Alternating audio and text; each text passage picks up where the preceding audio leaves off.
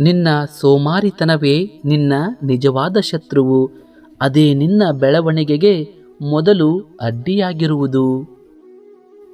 ನೆನಪಿಟ್ಟುಕೊಳ್ಳಿ, ನಿನ್ನ ಬಡತನಕ್ಕೆ ಮೂಲ ಕಾರಣ ಸೋಮಾರಿತನವೇ. ಅದನ್ನು ಒದ್ದೋಡಿಸು. ಎದ್ದು ಕಾರ್ಯೋನ್ಮುಖನಾಗು. ಖಂಡಿತವಾಗಿಯೂ ಯಶಸ್ವಿಯಾಗುವೆ. ಒಂದು ಕೆಲಸ ಹಿಡಿದ ಮೇಲೆ ಬೆನ್ನು ಹತ್ತಿ ಅದನ್ನು ಮುಗಿಸಿಬಿಡಬೇಕು. ಯಾರಿಗೆ ಗೊತ್ತು ನಾಳೆ ನಾವು ಇರುತ್ತೇವೆಯೋ ಇಲ್ಲವೋ ಎಂಬುದು? ಇತರರನ್ನು ಅರ್ಥ ಮಾಡಿಕೊಳ್ಳುವವರು ಬುದ್ಧಿವಂತರು. ಯಾರು ತಮ್ಮನ್ನು ತಾವು ಅರ್ಥ ಮಾಡಿಕೊಳ್ಳುತ್ತಾರೋ ಅವರು ಮೇಧಾವಿಗಳು. ನಿನಗೆ ಕೆಲಸ ಮಾಡುವ ಆಸಕ್ತಿ ಇದ್ದರೆ ಮಾಡುವುದಕ್ಕೆ ಬಹಳಷ್ಟು ಕೆಲಸಗಳಿವೆ, ಅವಕಾಶಗಳಿವೆ. ಕೆಲಸಗಳಲ್ಲಿ ಕನಿಷ್ಠ ಮತ್ತು ಶ್ರೇಷ್ಠತೆ ಇಲ್ಲ.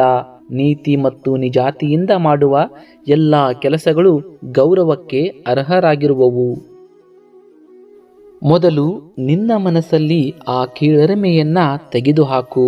ಯಾವುದೇ ಕೆಲಸಗಳು ಇಷ್ಟಪಟ್ಟು ಮತ್ತು ಶ್ರದ್ಧೆಯಿಂದ ಮಾಡಿದರೆ ಅದು ಶ್ರೇಷ್ಠ ಕೆಲಸ. ಇಷ್ಟ ಇಲ್ಲದೆ ಅಶ್ರದ್ಧೆಯಿಂದ ಮಾಡಿದರೆ ಅದು ಕನಿಷ್ಠ ಕೆಲಸ. ಇಂದು ನೀನು ಶ್ರದ್ಧೆಯಿಂದ ಮಾಡುವ ಕೆಲಸ ಮುಂದೊಂದು ದಿನ ನಿನ್ನನ್ನು ಎತ್ತರಕ್ಕೆ ಕೊಂಡೊಯ್ಯುತ್ತದೆ. ಇತರರಿಗೆ ನಿನ್ನ ಮೇಲೆ ಪ್ರೀತಿ ಇಲ್ಲದಿದ್ದಾಗ ನೀನು ಎಷ್ಟೇ ಹಂಬಲಿಸಿದರೂ ವ್ಯರ್ಥವೇ. ಒಬ್ಬ ಮನುಷ್ಯನಿಗೆ ಒಂದು ಕಡೆ ನಿಲ್ಲುವುದು ಸುಲಭ, ಅದೇ ಓಡುವುದು ಸ್ವಲ್ಪ ಕಷ್ಟವೇ. ಆದರೆ ನಮ್ಮ ಮನಸ್ಸಿಗೆ ಒಂದು ಕಡೆ ನಿಲ್ಲುವುದು ಬಹು ಕಠಿಣ, ಅದೇ ಓಡಾಡುವುದೆಂದರೆ ಅತ್ಯಂತ ಸುಲಭ. ನೀವೇ ನೋಡಿ, ನಿಮ್ಮ ಮನಸ್ಸು ಯಾವಾಗಲೂ ಅಲೆದಾಡುತ್ತಲೇ ಇರುತ್ತದೆ. ಯಾರಾದರೂ ತಮ್ಮ ಮನಸ್ಸನ್ನು ಆಗಾಗ ನಿಲ್ಲಿಸಬಲ್ಲರೂ ಅವರಿಗಿಂತ ಶ್ರೇಷ್ಠ ವ್ಯಕ್ತಿ ಮತ್ಯಾರೂ ಇಲ್ಲ. ಅದುವೇ ಯೋಗ. ಮನಸ್ಸಿನ ನಿಗ್ರಹವೇ ಯೋಗ. ನಿನ್ನ ಹತ್ತಿರ ಎಷ್ಟೇ ಸಂಪತ್ತು ಇದ್ದರೂ ಮತ್ತು ಶಾರೀರಿಕವಾಗಿ ಎಷ್ಟೇ ಬಲ ಹೊಂದಿದ್ದರೂ ಮಾನಸಿಕ ಪ್ರಶಾಂತತೆ ಒಂದು ಇಲ್ಲದಿದ್ದರೆ ಎಲ್ಲ ಇದ್ದರೂ ವ್ಯರ್ಥವೇ.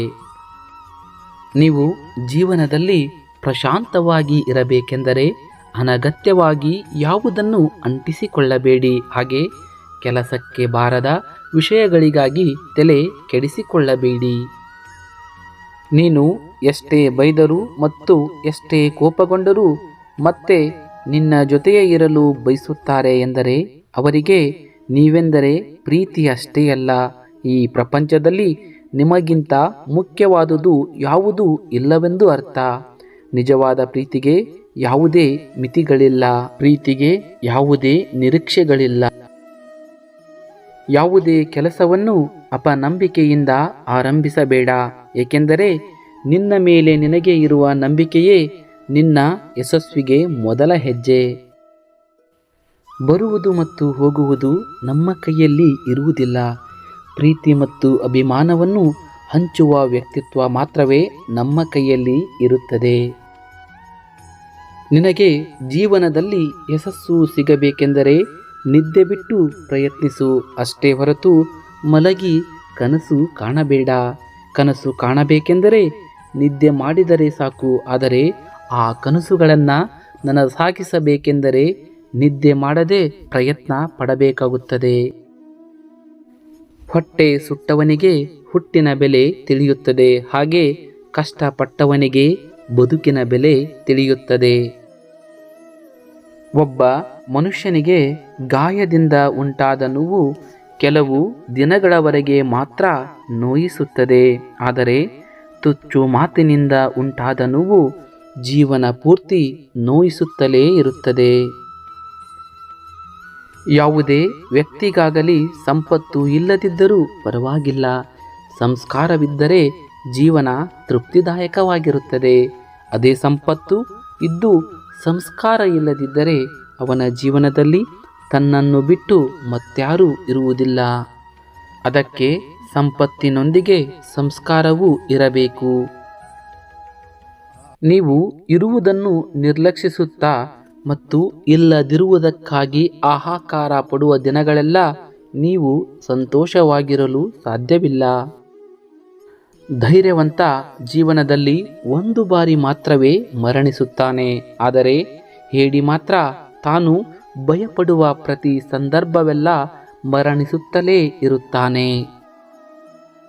ಧೈರ್ಯವೆಂದರೆ ಜೀವನದಲ್ಲಿ ಏನಾದರೂ ಭಯಭೀತಿಗೊಳ್ಳದಿರುವುದೇ. ಯಾವುದೇ ವ್ಯಕ್ತಿಗೆ ತನ್ನ ಪ್ರಧಾನ ಶತ್ರುವು ಅವನ ಭಯ. ಭಯ ಅನ್ನುವುದು ಇಲ್ಲದಿರುವ ರೋಗವನ್ನು ತಂದೊಡ್ಡುತ್ತದೆ. ಅದಕ್ಕಾಗಿ ಏನಾದರೂ ಸರಿ ಧೈರ್ಯದಿಂದ ಇರುವುದನ್ನು ಮರೆಯಬೇಡಿ.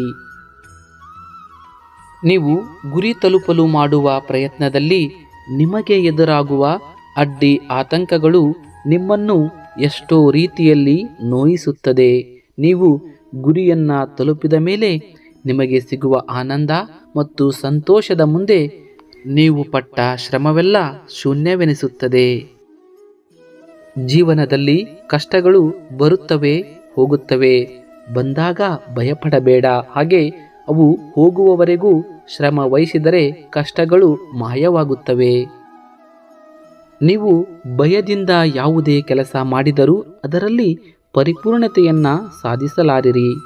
ನೀವು ವಿವೇಕದಿಂದ ಮಾಡುವ ಯಾವುದೇ ಕೆಲಸ ತಪ್ಪದೇ ಫಲಿತವನ್ನು ಕೊಡುತ್ತದೆ.